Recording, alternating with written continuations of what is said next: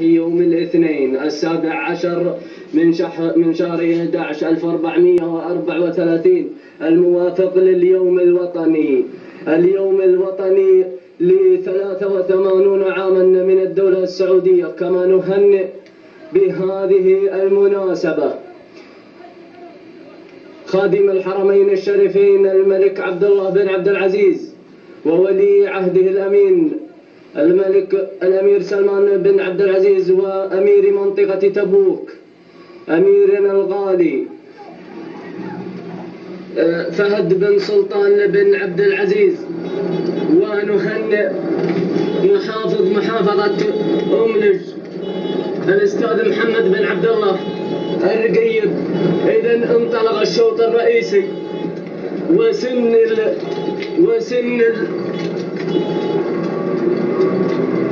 وسن الحقائق من المسافة 2 كيلومترات.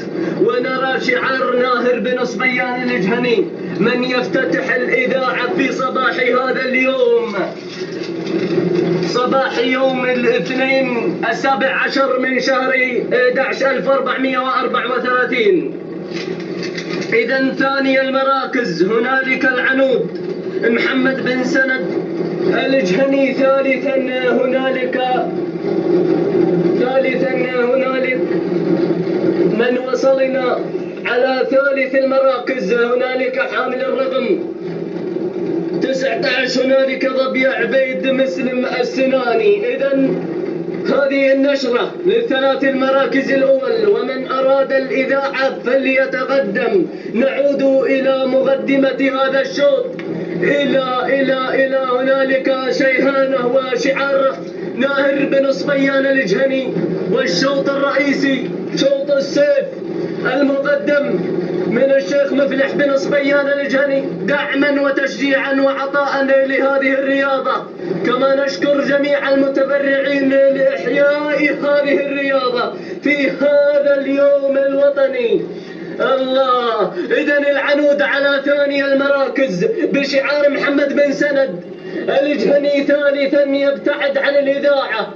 الله. ولكن نعود والعود أحمد. نعود إلى شيهانة وشعار ناهر بن صبيان الجهني من تتقدم بخطى الكبار بخطى واثقة إلى خط البودرة 600 متر النهائية ترحب بهذا الشعار. الله الله الله الله الله الله. هنا شعار ناهر بن صبيان الجهني.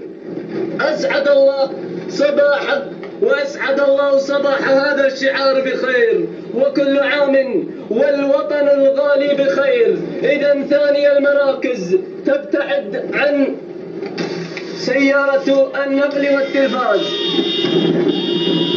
ثاني المراكز تبتعد عن إشارة سيارة النقل والتلفاز. ولكن نعود والعود أحمد. نعود إلى المقدمة. نعود إلى الرقص التلقائي. ما شاء الله تبارك. ما شاء الله تبارك الله. السبوق تريح أعصابك ينشهر ويذيع طاريها. لو تعشيها يا ناهر بن صبيان الجهني على ثيابك ما تروح مروتك فيها. هنيئا لك ناهر بن صبيان الجهني على انتزاعك الشوط الرئيسي لسن المفاريد. ما شاء الله تبارك ابتعدت كل البعد عن بقية الهجن المشاركة. ثانيا هنالك حمل رقم 2. ثالثا رقم 9 2 الغربي عبد القادر بن جلاب السوداني. ثالثا هنالك مع سليمان بن عوض الجهني. فتهانينا والناموس لكل الفائزين وتهانينا والناموس لناهر بن صبيان الجهني على انتزاع شيهانة الشوط الرئيسي لشوط التحدي والإثارة من 2 كيلو. فتهانينا والناموس.